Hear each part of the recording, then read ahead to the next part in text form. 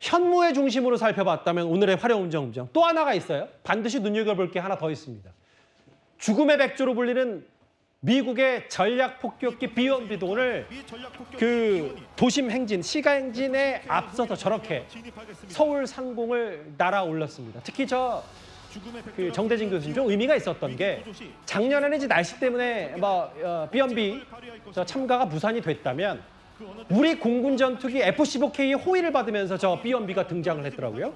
네, 그렇죠. F-15K의 호의를 받았다는 점에서 이제 한미동맹을 상징적으로 좀 보여주고 있는 장면인 것이죠. F-15K가 그러니까 미국 본토에서 날아오면은 뭐 아마 하와이나 그쪽에서 조금 가까이 날아오도 7, 8시간 그리고 뭐 한 9시간 정도 걸립니다. 한 7, 8시간 정도 걸리는데 괌에서 날아오면 한 2시간 정도, 괌도 이제 미국령이니까 미국 본토로 봐야 되겠죠. 한 2시간 정도 걸려서 실제 유사시에 한반도에 전개할 수 있는 죽음의 백조, 미국의 전략 폭격기 중에 가장 가까이 있는 자산입니다. 이것이 우리 F-15K 호의를 받으면서 한반도 상공에 등장을 했다라고 하는 것.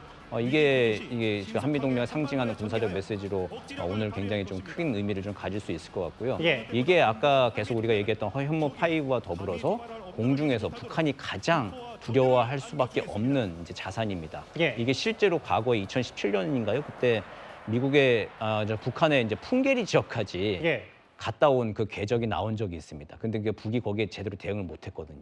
그것 때문에 굉장히 뼈아프게 생각하고 있는데 이게 지금 한반도의 남쪽 상공에서 자유롭게 지금 다닌다라고 하는 거 북에서 생각했을 때는 이거 경기를 좀 일으킬 수밖에 없는 일일 겁니다. 이게 사실 한미동맹, 한미 군사동맹 전략자산의 상징과도 같을 수 있기 때문에요.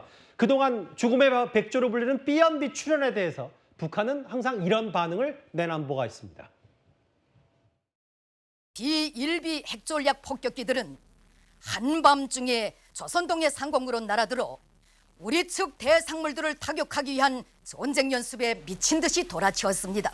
일쪽의 표적들을 우리의 면전에 가까이 끌어다 놓고 설쳐대는 것으로 하여 예상 밖의 시각이 상상 밖의 타격에 직면하게 된다는 것을 우리도 오늘 국군회를 맞이해서 이제 대북 전력들 선제 타격할 수 있는 여러 가지 핵심 전력들을 뽐내긴 했지만 박충근 의원님 결국은 아까 북한은 이제 B-1B라고 부르는데 저 B-1B를 가리켜서 어찌 보면 오늘 북한 김정은으로서는 가장 신경 쓰는 여러 전략 자산의 전개 이런 게 아닐까 싶기도 해서요. 네, 정말 그럴 겁니다. 김정은 정권에게 북한 지도부에게는 정말로 심각한 악몽이 될 것이다라는 말씀을 드리겠고 이 B-1B의 기념식 등장은 국군의 날 기념식에 처음으로 등장하지 않았습니까? 이것은 우리나라가 이번에 전략사령부 창설을 이제 선언하면서 동시에 이 B-1B가 이제 기념식에 등장했는데 이것은 우리나라와 한미 간의 견고한 핵동맹과 그리고 우리의 의지를 우리 적대국들을 향한 우리 적대국들을 향해서 강력한 경고 메시지를 보내는 것이라고 보고 있고요. 그리고 이 B-1B가 괌 기지에 전진 배치되면서 우리나라까지 도달하는 시간이 2시간 안팎이라고 하지 않습니까? 여기에 무장량만 60톤 정도가 됩니다. 이번에 이스라엘이 헤즈볼라 수뇌부를 제거할 때 사용한 폭탄의 규모가 80톤 정도라고 하는데요. B-1B 하나만으로도 그 정도의 보급가는 무장량을 가지고 있습니다. 그렇기 때문에 김정은과 북한 정권에게 있어서는 정말 악몽 같은 일이 될 것이고 B-1B 하나의 출격만으로도 북한 정권은 정말 살아남지 못할 그런 수준이다라고 말씀드리겠습니다. 제가 사실 군사 전문가가 아니어서 아니 뭐 그냥 비행기 전투기 하나 아니야라고 하실 텐데 저 자체에 대한 핵심 전력들이 정말 녹아들었기 때문에 가장 북한이 경계하는 미국의 전략 폭격기 죽음의 백조라고 불리는 글쎄요. 오늘도 그래서 북한도 상응하는 조치를 취할 거다라는 격양된 반응도 오늘 바로 북한도 쏟아낸 바 있고요. 하나 빼먹은 게 있습니다. 정대진 교수님. 아까 현무5 그리고 이 B-1B 미국 공군 초음속 전략 폭격기도 저희가 오늘 서울 상공을 수놓았다고 말씀을 드렸다면 이건 이제 저희가 그래픽을 만들기 위해서 일단 작년 사진을 가져와 봤는데 이제 비가 오니까 장거리 지대공 유도 미사일 이게 땅에서 하늘로 쏘는 이른바 LSM이라고 해서 이 부분이 왜 이번에 좀 눈에 띈다고 봐야 되는 그 거예요? 한국형 삼축 체계라고 하는 것은 그러니까 사전 그리고 진행 중 사후 이렇게 3단계로 나눠서 보시면 됩니다. 그러니까 예. 사전 북한의 발사 징후가 보일 때 먼저 그 발사 원천을 제거해 버리는 킬 체인이라고 하는 게 있고요. 뭐 이게 뭐 전략 폭격기가 가서 제거를 하던 뭐 다른 방식의 우리가 다 데이터가 있어가지고 사실은 이제 발사 징후가 보이면은 예. 바로 폭격 결심만 하면 폭격을 해가지고 사전에 이제 이 북한이 공격을 하지 못하도록 막는 킬 체인이 있고. 그리고 그 중간에 북한의 미사일 공격이 시작됐을 때 중간에 막아내는 게 저 LSM 장거리 지대공 유도 미사일입니다. 그리고 이제 사후에 현무 5가 엄청난 이제 대량 응징 보복이라고 해가지고 실제 공격이 이루어지면은 벙커버스터보다 훨씬 더 큰 위력으로 북한 지도부를 이제 타격하는 게 현무 5가 하는 역할인데 예. 그 중간에 실제 북한의 공격이 진행되고 있을 때 막아내는 게 LSM 장거리 지대공 유도 미사일이 역할을 하는 것이죠. 이게 고고도 한 40km에서 한 60km 정도 좀 낮은 고도입니다. 이거 사드 기억하실 건데 사드는 이제 고고도라고 해가지고 한 100km 이상의 고도, 100km, 그렇죠. 150km 이상에서 북한의 이제 미사일 공격을 막아내는 건데 예. 이거는 그거보다 조금 낮은 고도에서 한 40km, 60km 정도에서 장거리 지대공 유도 미사일로 북한의 공격을 막아내고. 근데 이제 미사일이라고 하는 게 적이 날라오는 거를 탄도 계산, 이게 탄적 계산해가지고 야구공 맞추듯이 맞춰서 막아내는 방법도 있지만. 사실 만약에 공공용으로 쓴다, 방어를 한다면 공공용으로 쓴다라고 한다면 대령응집 보복에도 또 유사시에도 충분히 또 동원 가능해서 다목적으로 쓸 수 있는 굉장히 좀 유용한 무기 체계이기 때문에 한국형 삼축 체계의 핵심 자산이고 오늘 이제 다 같이 등장을 했다 이렇게 보시면 될 것 같습니다. 시가행진의 시민들이 좀 이해를 돕기 위해서 저기 보면 저렇게 오른쪽에 흰색 글씨로 써놨어요.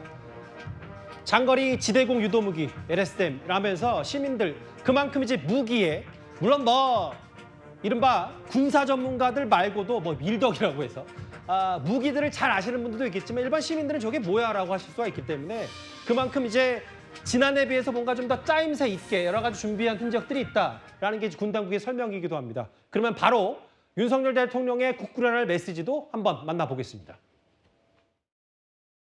북한이 핵무기 사용을 기도한다면 우리 군과 한미 동맹의 결연하고 압도적인 대응에 직면하게 될 것입니다. 그날이 바로 북한 정권 종말의 날이 될 것입니다. 국민들께서 국군의 위용을 보시고 장병들에게 성원과 격려를 보내주시면 그것이 우리 장병들의 사기를 진작하는 데 매우 큰 영향이 있다. 김근식 교수님, 앞서 그 대통령이 뭐라 그랬냐면 북핵 사용 기도하는 날이 북한 정권의 종말의 날. 이게 뭐 그냥 말의 성찬이 아니라 그만큼 우리가 오늘 화령점정이라고 부르는 현무5 공개하고 우리도 그 정도의 전력을 갖췄다라는 뭐 여러 자신감도 좀 포함이 돼 있는 겁니까? 맞습니다. 국군 통수권자, 군 통수권자가 대통령입니다. 예. 대통령이라는 자리는 항상 평화를 유지해야 됩니다만 평화를 지키기 위해서는 전쟁을 대비해야 되는 단호한 의지를 보여야 됩니다. 지금 아까도 말씀드렸지만 북한의 핵 문제는 이미 평화적 협상으로 해결할 수 없는 단계에 이미 와 있고 예. 대부분의 국민들이 북한은 사실상 핵 보유 국가로 인식을 하고 있습니다. 예. 최근 얼마 전에 IAEA 사무총장도 북한을 핵 무장 국가로 이야기할 정도로 지금 인식을 하고 있는 상황이면 실제로 핵을 가지고 있는 북한이 불시에 정말 군사적 도발을 했을 때 군 통수권자인 대통령이라는 사람은 언제든지 전쟁을 원하지는 않지만 전쟁을 피하지 않겠다라고 하는 예. 단호한 안보 태세의 응징 의지를 보여줘야 됩니다.